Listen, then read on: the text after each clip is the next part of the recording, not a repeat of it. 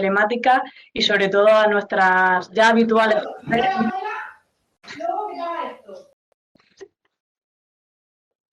No, perdón.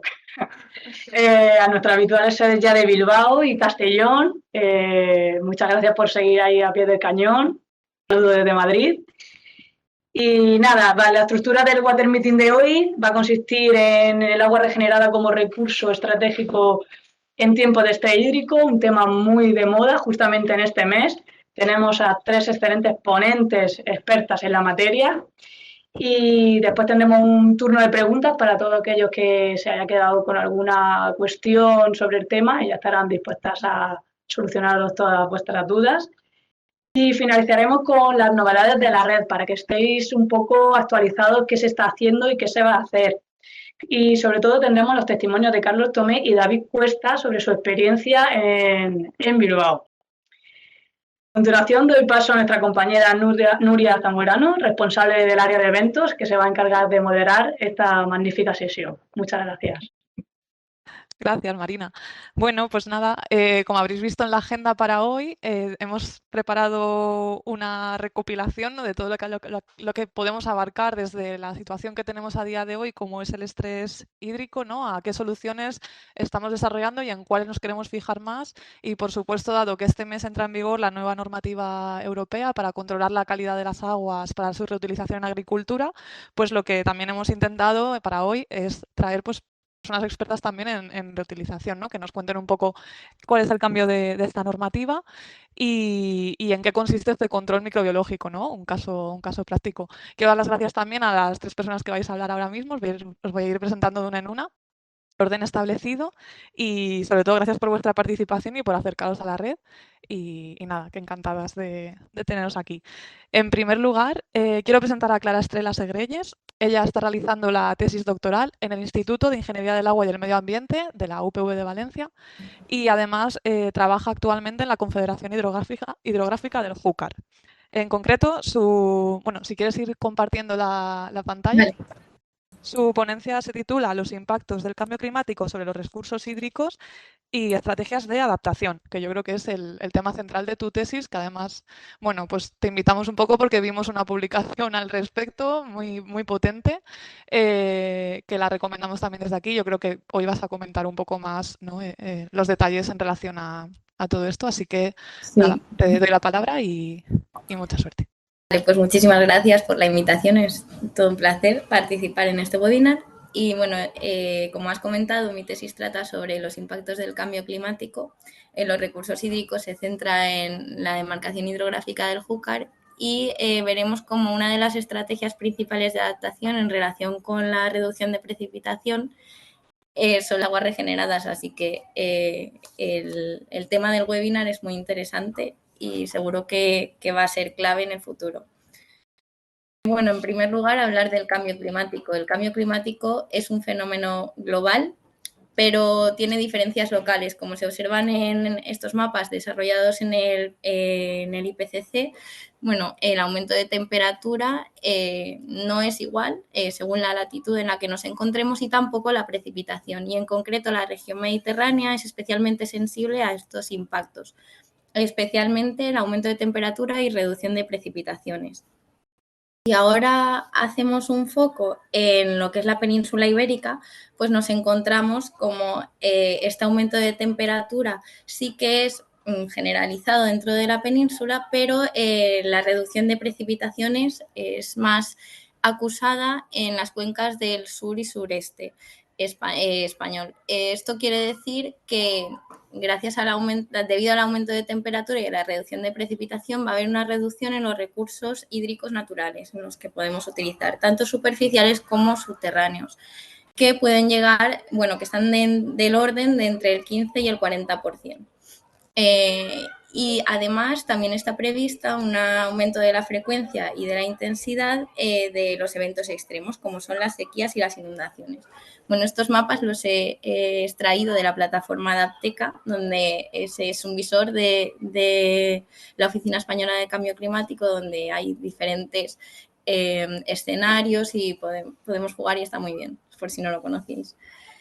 Y centrándome en la demarcación hidrográfica del Júcar, estos datos están extraídos de la evaluación de impacto del cambio climático en los recursos hídricos y sequías elaboradas por el Centro de Estudios Hidrográficos del CEDES, donde pues se observa cómo van evolucionando cómo evolucionarán las escorrentías a corto plazo de 2010 a 2040, medio plazo de 2040 a 2070 y largo plazo de 2070 a 2100 para las diferentes cuencas y demarcaciones hidrográficas españolas.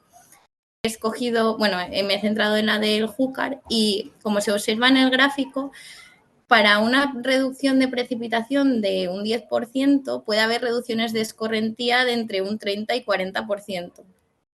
Esto sí que es relevante y es insostenible actualmente, entonces requiere de estrategias de adaptación. ¿Y qué es el estrés hídrico? Ya que este webinar estaba centrado en el estrés hídrico, bueno, pues el estrés hídrico es encontrar un balance entre las demandas de los diferentes usos del agua, como son el uso urbano, la agricultura, la industria, y los recursos hídricos renovables de los que disponemos. La precipitación, restándole aquello que se evapora, y los requerimientos ambientales de las masas de agua que necesitan para estar en buenas condiciones. Hay muchos índices que estiman este estrés hídrico, pero bueno, yo he recogido los datos del Plan Hidrológico del Júcar para esta demarcación y para los distintos sistemas de explotación, como son el Cenia Maestrazgo, Mijares, Plana de Castellón, Parancia, el Turia, el Júcar, Serpis y las Marinas y el Vinalopó de Alacantí. He cogido los datos de precipitación menos evapotranspiración, los distintos recursos que tenemos aparte de la lluvia, como son los recursos externos por transferencia, la reutilización o la desalación. Todos ellos los he sumado en la columna de recurso total y luego he recogido las demandas, distintas demandas, en este caso las netas, y las he sumado en la columna de abstracciones y he hecho la relación entre estas recurso total y las abstracciones. Bueno, según la bibliografía científica, si este índice que se denomina CTA es mayor de 0,4 es que hay una escasez grave de agua. Esto lo he hecho para la situación actual y luego para una situación de cambio climático en el medio plazo y en el largo plazo. Pues como se observa en algunos sistemas de explotación actualmente ya hay una escasez grave de agua, como son el Vinalopó Alacantí, el Júcar, el Turia y el Palancia, y esto con el impacto del cambio climático y esta reducción de precipitación y aumento de temperatura, pues se verá exacerbado.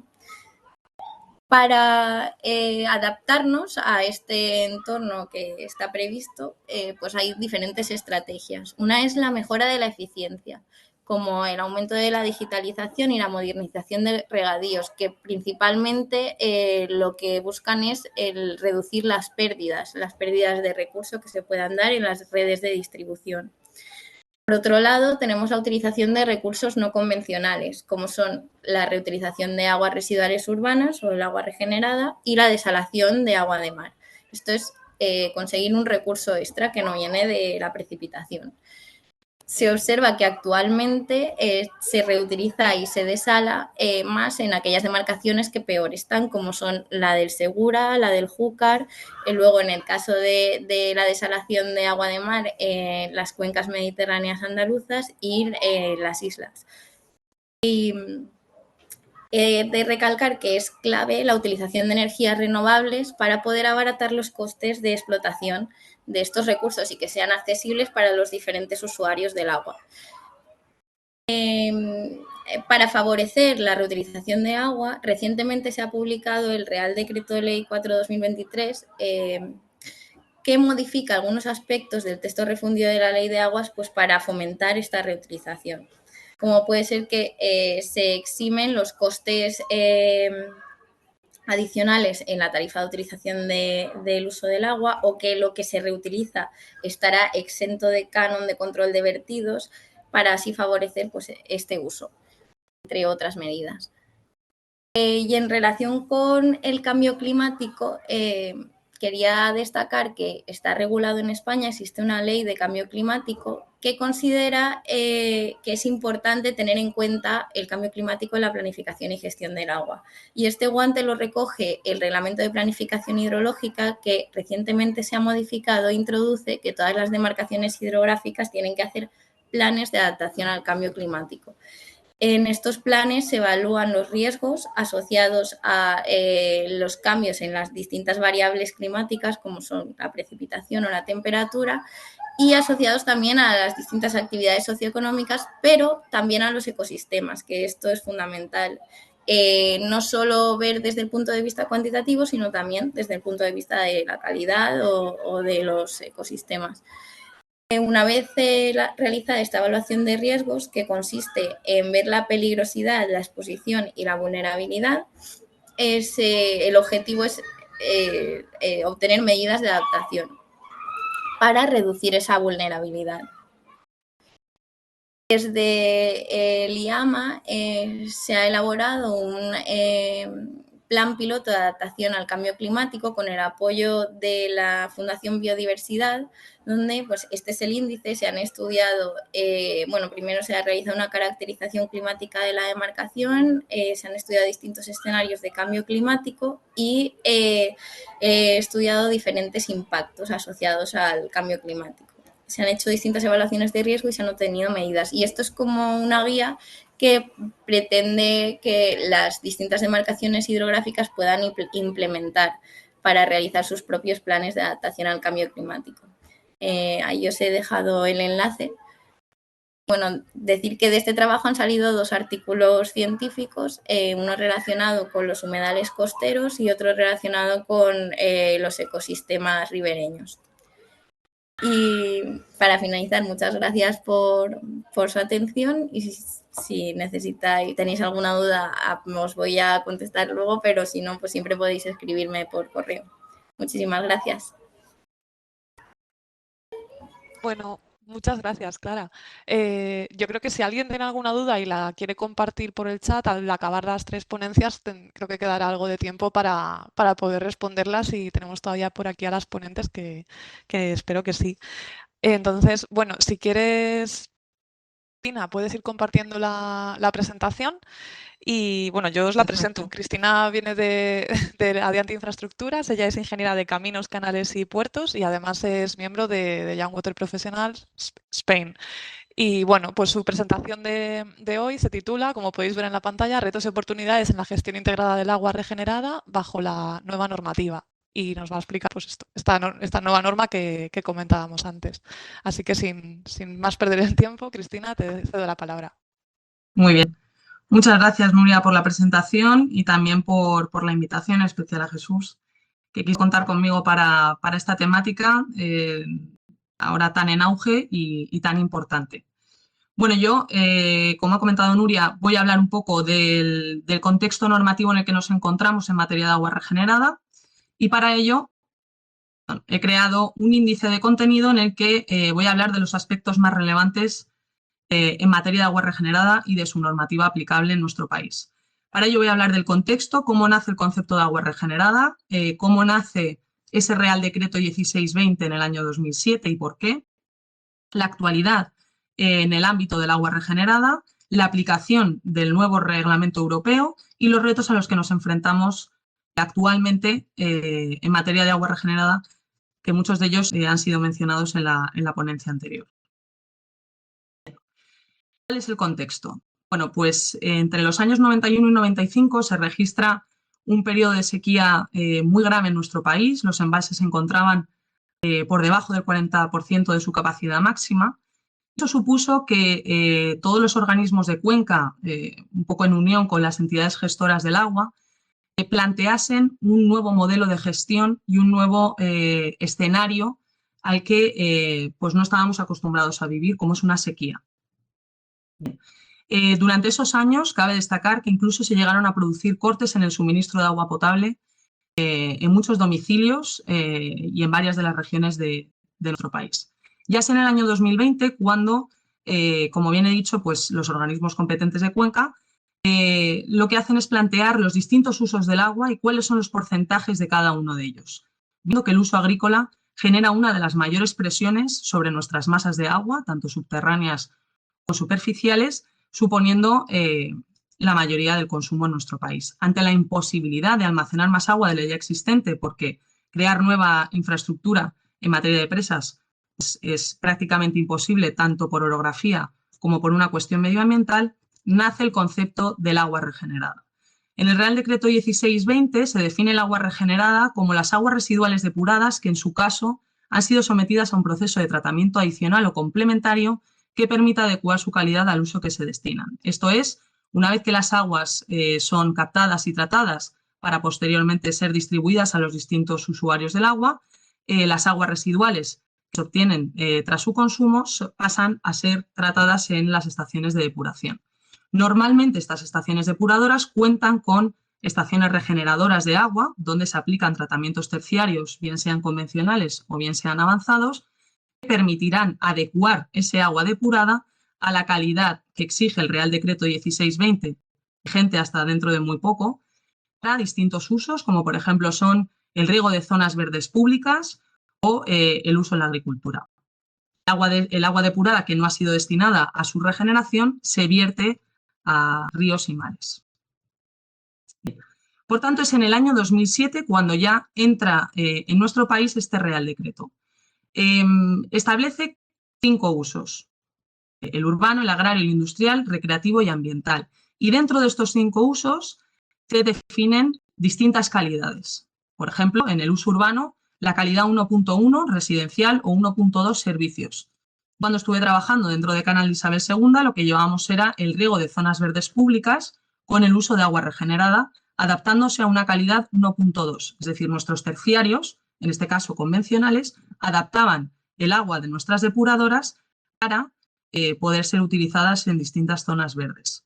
El uso agrario también distingue varias categorías o varios usos dentro de su normativa, adaptándose al modo de consumo de ese cultivo y a la modalidad de riego de ese cultivo.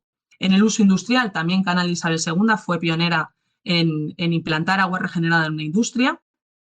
Se establecen 3 calidades. En el uso recreativo, por ejemplo, riego de campos de golf.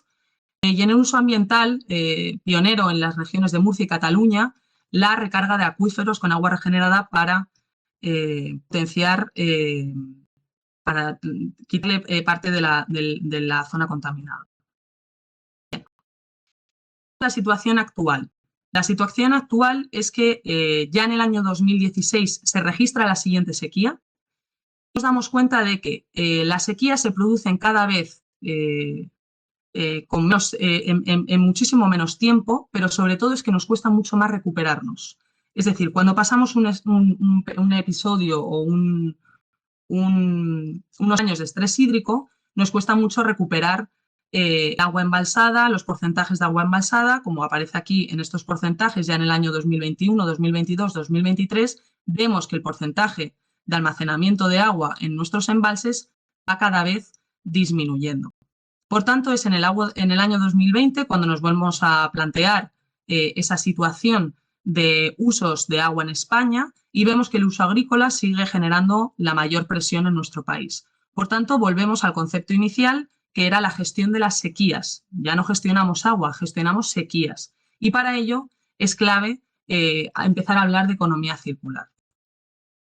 Por ello que Europa lanza un reglamento en el que aparecen 4 clases de cultivos en función de su modalidad de riego y de su modalidad de consumo, y para ello pues, se parametrizan distintos valores en función de la calidad que le queramos dar a las distintas clases. Para ello se utilizará un tipo de tratamiento terciario, en función de la clase y en función de su tipo de riego.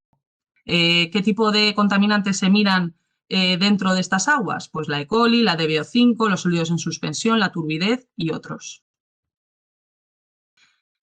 ¿Cuáles son los actores implicados dentro de la gestión del agua regenerada en nuestro país?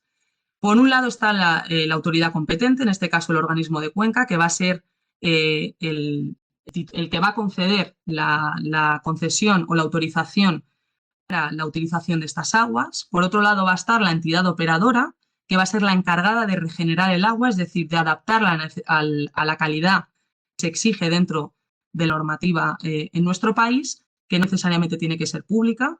Y por último estará el usuario final. La entidad operadora tiene la obligación de entrega, hasta el punto de entrega, de mantener la calidad de ese agua, y el usuario final de mantenerla dentro de sus cultivos, pasando posteriormente por exámenes ya también emitidos por el Ministerio de Sanidad. Bien, es cierto que el organismo de Cuenca está obligado a tratar de fomentar la utilización del agua regenerada, y para ello también exigirá tanto a la entidad operadora como al usuario final a plantear, a redactar y a publicar planes de gestión del riesgo del agua regenerada. Tenemos la tecnología, tenemos los medios, además tenemos al usuario principal para poder utilizar este agua. ¿Cuáles son los retos a los que nos enfrentamos? En primer lugar, la digitalización. Es importantísimo que todas las entidades gestoras sean conscientes de que sin digitalización no vamos a ser capaces de gestionar ni el recurso de agua potable disponible ni el recurso ni el agua regenerada. Esto además permitirá no solamente controlar el ciclo urbano del agua desde que es captada hasta que es vertida o reutilizada, sino que además fomentaremos el control y la calidad de esas aguas. Por supuesto, una inversión en infraestructuras y gobernanza. Las obras de emergencia que vamos a realizar a partir de ahora ya no son grandes presas ni grandes depósitos. A partir de ahora, las grandes infraestructuras y obras de emergencia van a pasar a ser tratamientos terciarios y tuberías de distribución de agua regenerada a los principales usuarios, que en este caso son los agricultores. Por supuesto, facilidades al usuario del agua regenerada en materia de gobernanza. Tenemos que ser capaces de facilitar cualquier trámite burocrático al usuario del agua regenerada para fomentar su utilización. Y una asignatura pendiente, como siempre, la divulgación. Es alucinante que llevamos casi 20 años utilizando el agua regenerada en nuestro país, y es ahora cuando se empieza a hablar de este preciado recurso. El agua regenerada no es un residuo, es un recurso, y es un recurso adicional, que además lo que nos va a proporcionar es liberar parte de esa presión que se ejerce sobre el agua potable, destinándola a un único usuario, que es doméstico.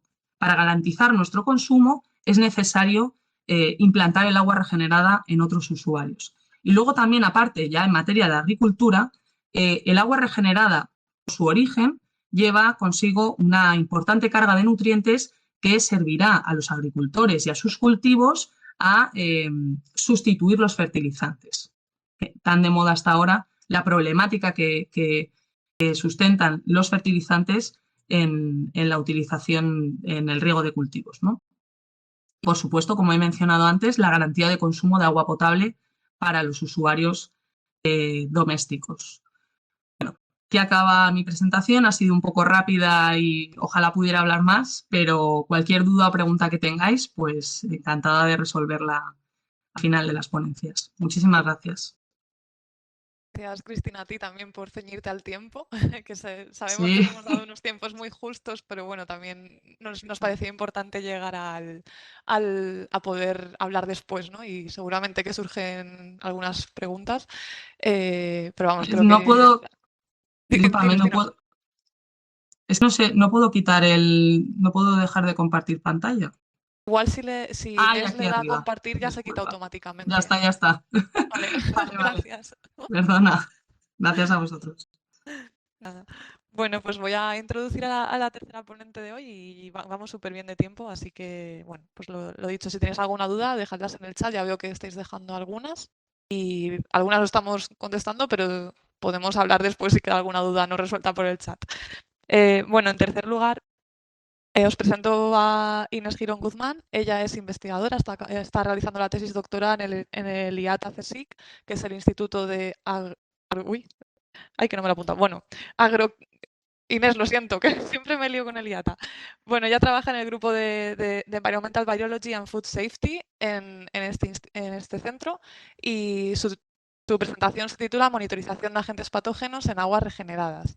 Así que nada, te damos la palabra y el tiempo ya sabes que vamos bien. Vale, pues muchas gracias por la presentación. Buenas tardes a todos. Yo soy Inés Girón Guzmán y hoy quería hablaros de la monitorización de agentes patógenos en aguas regeneradas y así dar un enfoque desde el punto de vista de un laboratorio que trabaja en el análisis de alimentos y aguas de este tipo. A ver. Vale. Actualmente estoy en mi segundo año de doctorado en el grupo BSafe Lab en el IATA CSIC y trabajamos en varios ámbitos, entre los que se encuentra la virología ambiental, la seguridad alimentaria asociada a virus, la metagenómica de virus y la vigilancia epidemiológica de SARS-CoV-2 y virus entéricos a través de las aguas residuales. Gracias a ello, podemos analizar muestras que de una forma u otra están relacionadas con el ciclo del agua, como son las aguas residuales, las potables, regeneradas, biosólidos, aguas de río, de mar, entre otros. Cuando nosotros nos contagiamos con un virus, en muchos casos excretamos partículas víricas en las heces.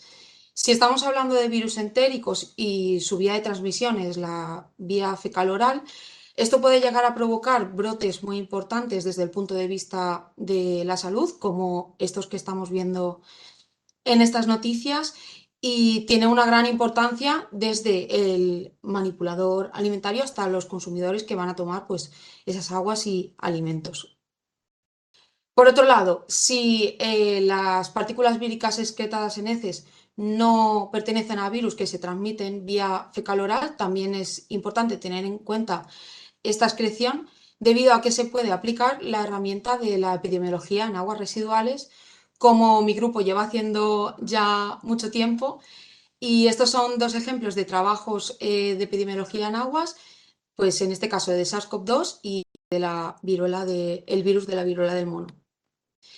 Entonces, se excretan estas partículas víricas en las heces, acaban en las aguas residuales, estas a su vez en las estaciones depuradoras de aguas residuales o EDARS, y pues como sabemos, al final acabarán en contacto con ríos, mares, y si se transforman en aguas que van a acabar siendo aguas de regadío para los cultivos, pues pueden acabar en contacto con alimentos que vamos a tomar y pueden estar contaminados. Por lo tanto, BSafe Lab analiza varios elementos de todo este proceso para asegurar la calidad y la seguridad pues, de alimentos y de aguas, por ejemplo, en este caso.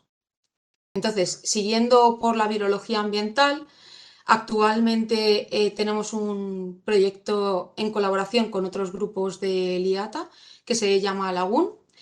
Está financiado por la Generalitat Valenciana y algunos de sus objetivos son evaluar virus emergentes y microplásticos a lo largo del ciclo del agua para analizar los riesgos que pueden acarrear. Gracias a este proyecto nos llegan muestras de aguas residuales regeneradas, de bebida, biosólidos y estos últimos meses también de mejillones. Entonces, si por ejemplo nos centramos en lo que sería un agua regenerada, la metodología que seguimos en el laboratorio, en primer lugar, sería la recepción de la muestra. Seguimos con su concentración, que dependiendo del tipo de agua, pues es una u otra.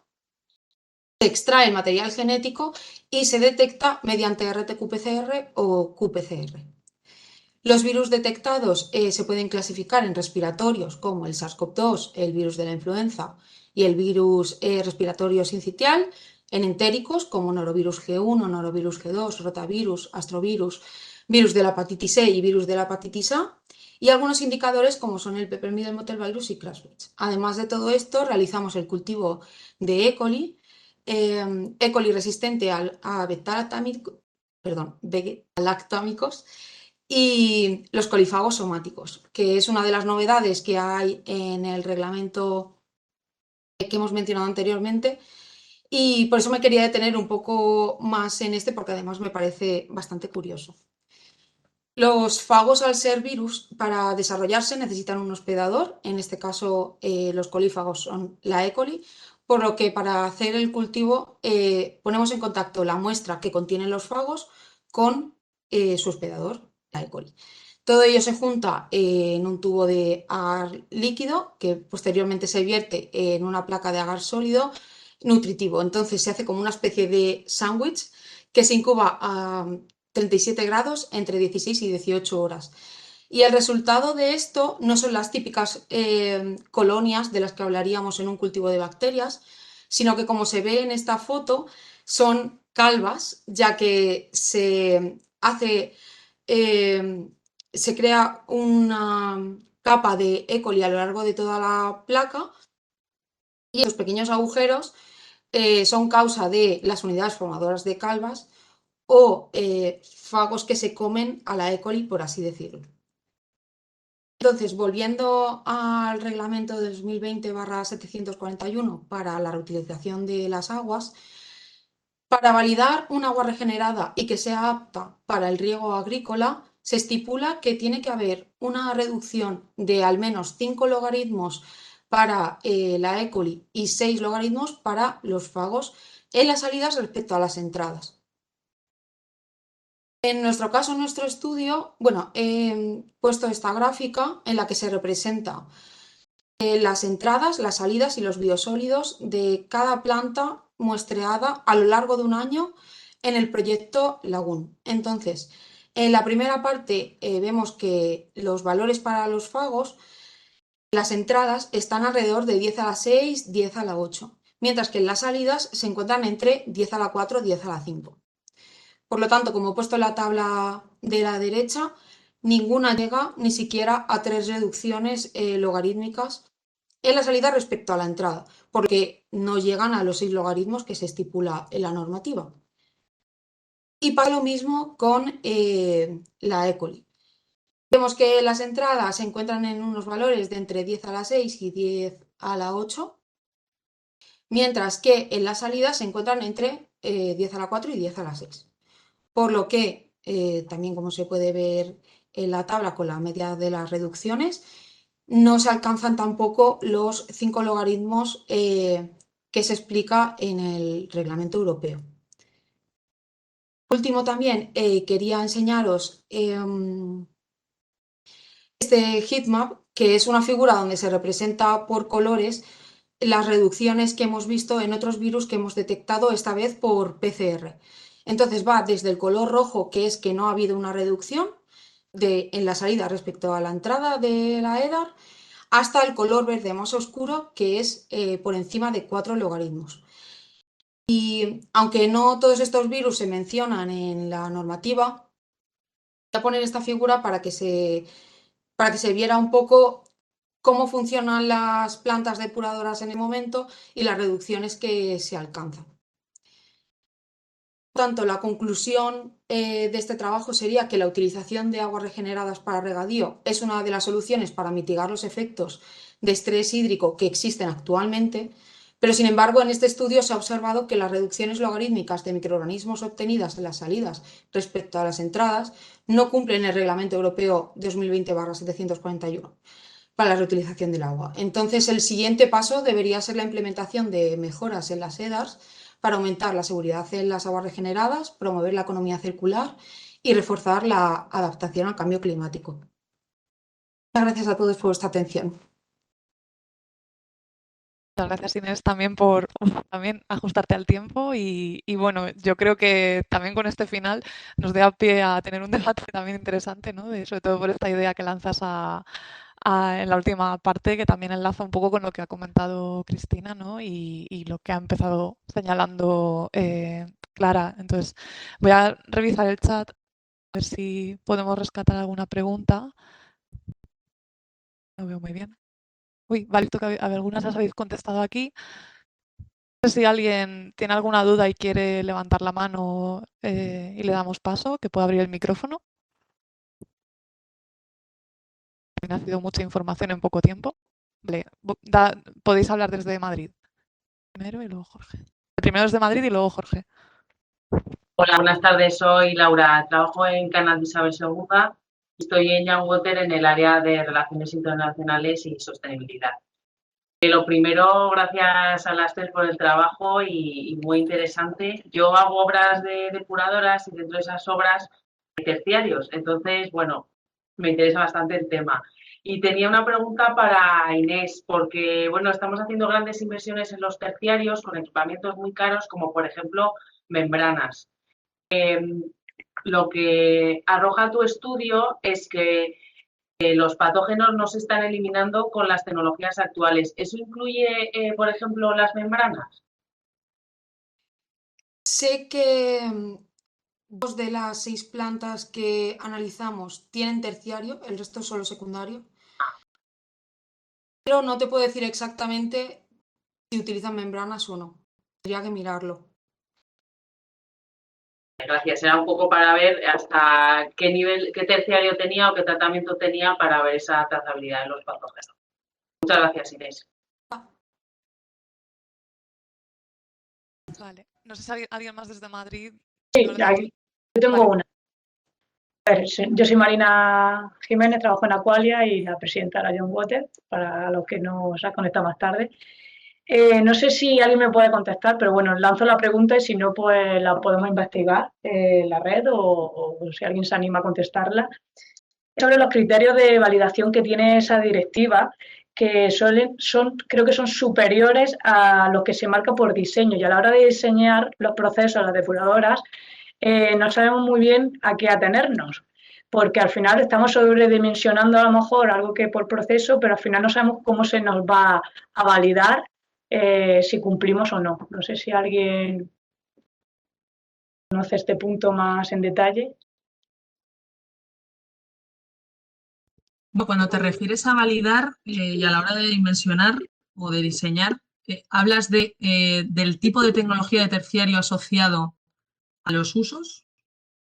Pero según el uso, tú tienes que cumplir una serie de parámetros. Pues Sí. los criterios de validación son más restrictivos que los que tú necesitas por diseño o por los equipos y tal.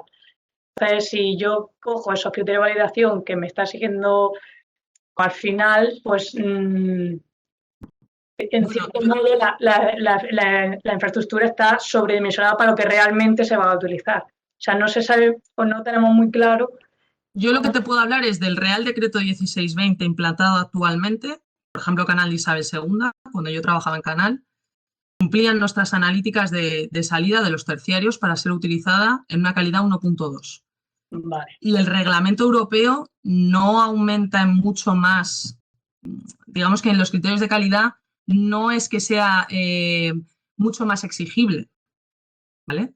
Es verdad que aparece un nuevo parámetro, la DBO, pero en el resto de parámetros más o menos se ajustan las calidades. Sí que es verdad que estamos hablando de agricultura, ¿vale? Pero hasta donde yo sé, no sé si habrá alguien de Murcia, pero los tratamientos terciarios y las depuradoras que hay en la región de Murcia o en Almería, por ejemplo, se adaptan perfectamente a ese tipo de calidad que, ya digo, no difiere mucho de este reglamento europeo. Vale, muchas gracias. ¿Alguno más por Madrid? Una pregunta. Por Madrid. Bueno, yo soy Mario, soy del Instituto de Agua y de la empresa Medfilter. Entonces, más que una pregunta, a lo mejor es un poco más una reflexión, porque claro, estamos enfocando mucho con la ley de reutilización el control de parámetros, sobre todo pensando en grandes volúmenes de agua.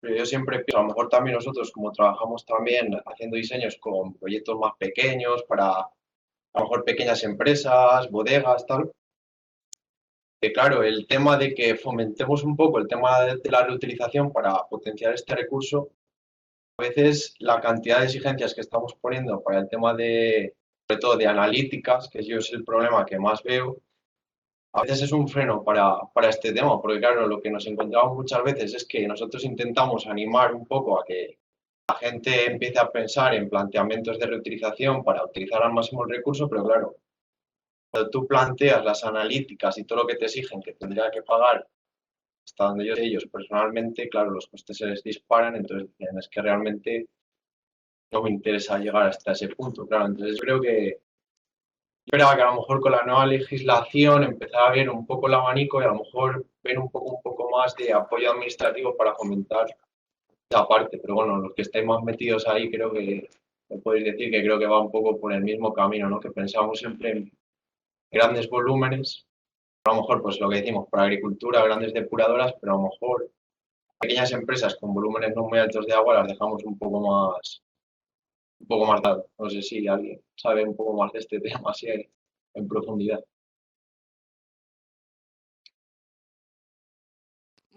Yo por Esto- contestarte.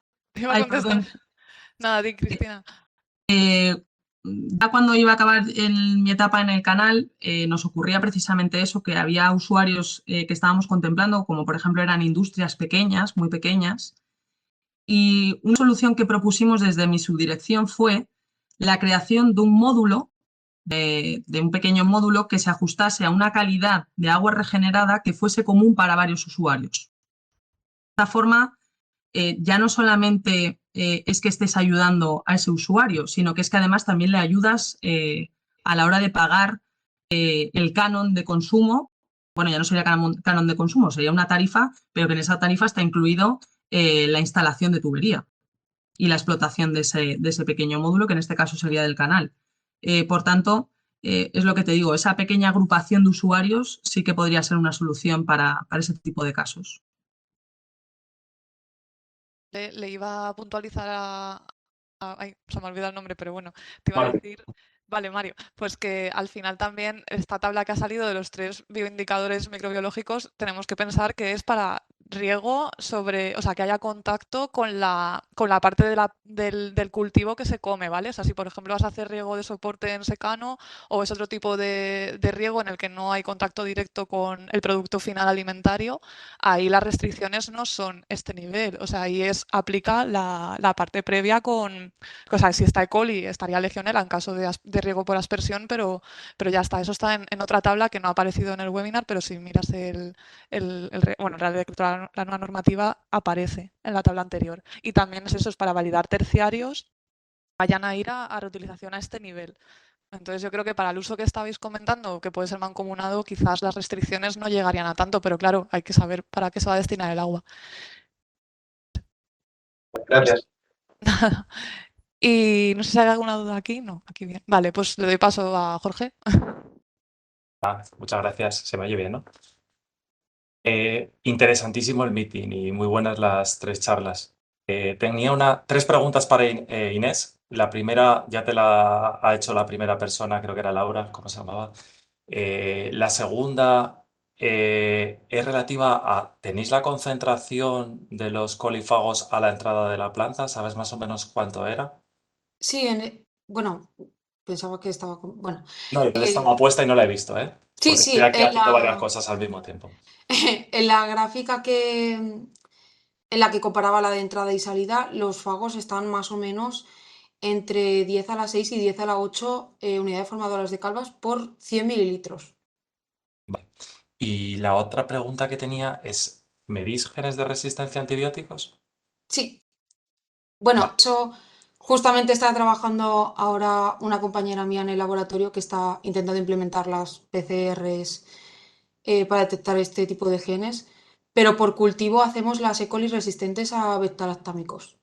Sí, pero no pregunto tanto por el cultivo de bacterias resistentes, sino por detección de genes de resistencia. Sí, pues en eso estamos trabajando ahora en el laboratorio, o sea que Vale. próximamente Tomo nota. Tomo podremos nota. hablar de ellos, sí. Muchas gracias. ¿Falta una pregunta? ¿Puede ser? No, ya están 3. La primera, pero es que me la habían quitado ya, así que Vale, ya vale, está. digo, es que he contado 2. Vale, Sí, sí. pues bueno, pues nada, pues os devolvemos. Yo creo que aquí podemos clausurar esta parte técnica. No sé si las propias ponentes queréis comentar algo. Quizás así como de mensaje también para todos los asistentes aquí, pues igual tenemos que pensar estas formas de cómo podemos aportar desde la divulgación o desde la aceptación, ¿no? En nuestros círculos cercanos y porque, bueno, al final también siempre hay una parte de acción cercana. Y bueno, pues desde aquí ya os paso la palabra otra vez a Madrid, que vamos a explicar las novedades de la propia red, de estos, pues desde el último Water Meeting a esta parte, que tenemos bastantes, estamos muy activos. Y nada, le doy la palabra otra vez a Marina. Muchas gracias, Nuria. Bueno, da las gracias a Clara, Cristina, Inés, increíble ponencias, gran nivel. Y nada, os voy a comentar de manera breve, primero, qué ha pasado en la red desde el último Water Meeting más o menos que tuvimos. Y bueno, ha sido el éxito del primer pozo Young Water Professional en Madrid, que desde aquí animamos a Bilbao Castellón a que lo experimente. Fue una jornada realmente muy, muy gratificante a nivel deportivo y de networking. También queremos recordaros el lanzamiento de nuestro nuevo perfil de TikTok, que todos aquellos que no nos hayáis seguido, pues seguirlo inmediatamente, donde hacemos difusión y las últimas novedades de la red. Y justamente lo estrenamos en Bilbao, en las jornadas de ideas que organizaba AEAS. Y aquí quisiera presentaros a Carlos Tomé y a David Cuesta, que participaron en las mesas redondas. Carlos como moderador de la primera mesa, que eran sobre todo perfiles preprofesionales, y David en la segunda mesa, que sobre todo eran los perfiles ya profesionales, pero ya un water professional. Así que si quieres empezar tú, Carlos, y cuentas tu experiencia, más que nada para que también los que seáis más tímidos os animéis a salir de vuestra zona de confort y veáis que son iniciativas buenas para todos y que realmente merece la pena. Bueno, yo soy Carlos Tomé, trabajo también en Canal de Isabel II y también soy miembro del área de desarrollo profesional de Young Water Profesional.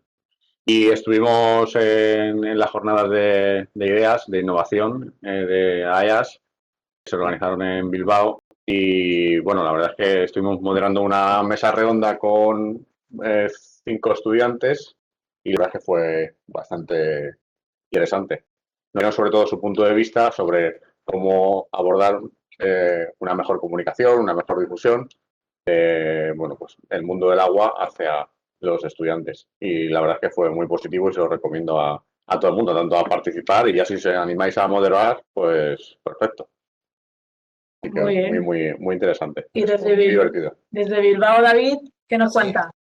Nada, lo primero de todo, felicitarte a ti, Marina, a Jesús, a Carlos y a Estefani por la intervención y por el enfoque que le disteis, porque al final, bueno, yo suelo ser muy nervioso de cara al público y la verdad que vuestro enfoque me tranquilizó bastante, la verdad. O sea, hablar delante de todas esas personas, la verdad que no era fácil y vosotros lo hicisteis, la verdad que mucho más. Y nada, yo también recomiendo esta experiencia y muy gratificante, la verdad. Gratificante. Muchas gracias, David.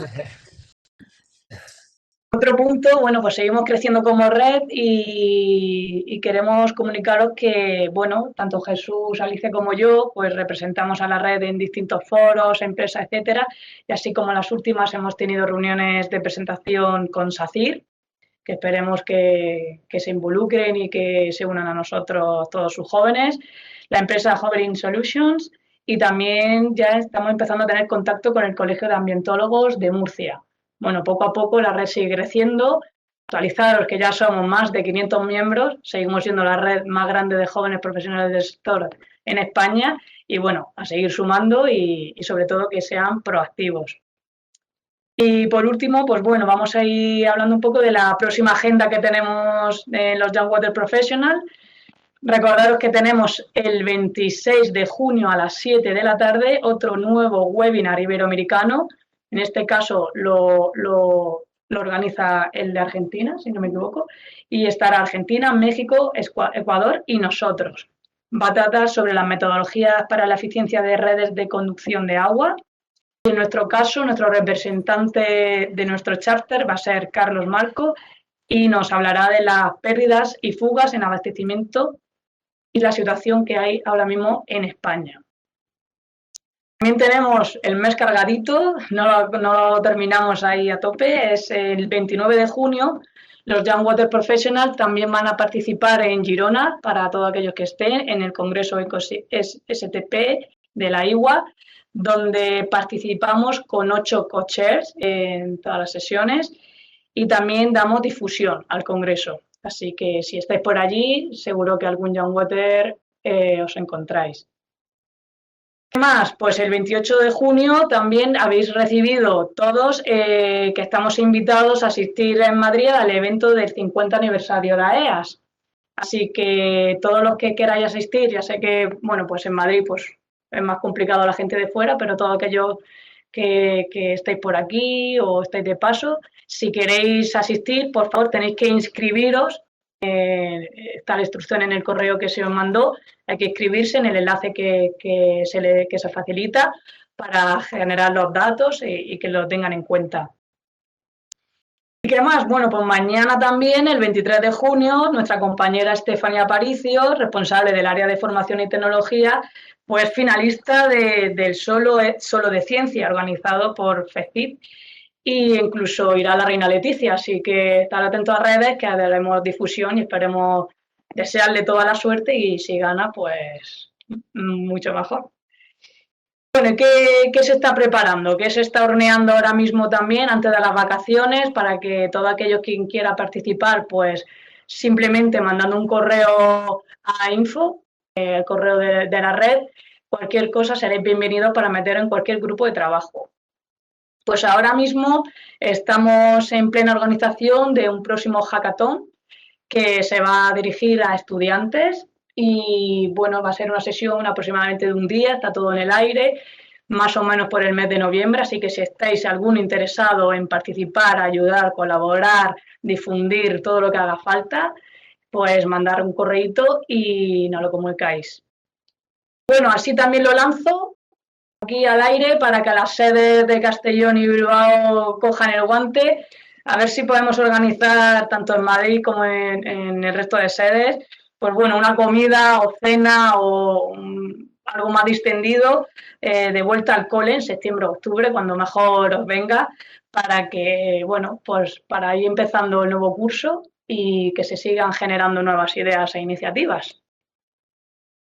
Y por mi parte estaría todo. Muchísimas gracias por asistir y nada, estar atentos a las redes, ya sabéis, seguir mucho al TikTok, Instagram, Twitter y sobre todo el correo, como siempre. Y nada, encantado de seguir sumando y seguir creciendo como red. Muchas gracias.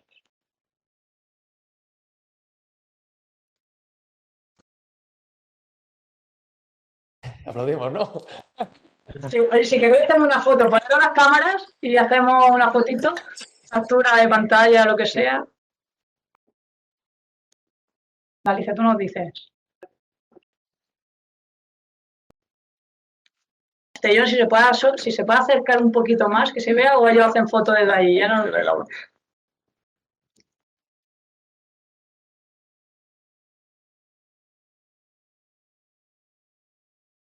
Si seáis tímidos, no pasa nada si vais en pijama. Como bañador.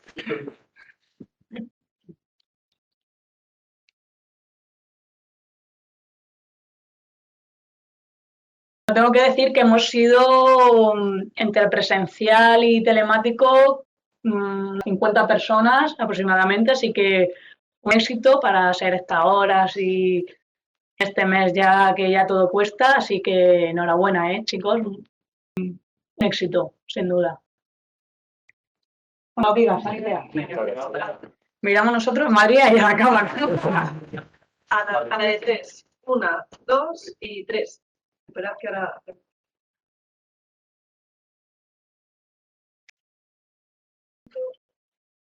Otra vez. 1, 2 y 3. Muy bien, muchas gracias.